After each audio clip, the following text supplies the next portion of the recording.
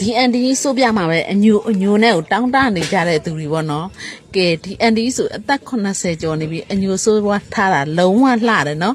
ဘာကြောင့်လဲဆိုတော့ဒီအန်ဒီကလေ तू ကအညိုမှအညိုပဲအသက်တာ80ကျော်ွားတာ तू ကအညိုပဲကြိုက်တယ်လုံးဝ तू ကအနက်မကြိုက်ဘူးတဲ့နော်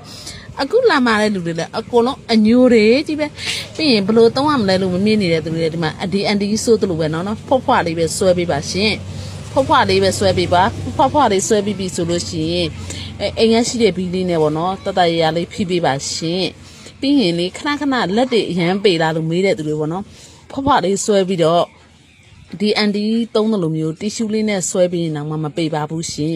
အရင်ဖိပြီးတော့စပင်းတိုင်းဖိဆွဲမယ်ဆိုလို့ရှိရင်ပေတယ်ပေါ့နော်လက်တွေလည်းပေတယ်ဒါပေမဲ့ဒီအန်ဒီဆိုးတယ်လို့မျိုးလေးဖွားလေးဆိုးပေးပါရှင်အရင်ဖိဆွဲစရာမလိုပါဘူးနော်သူကတပူးမှာ2000 3000အရင်ငွေချေပို့ပေးပါတယ်ရှင်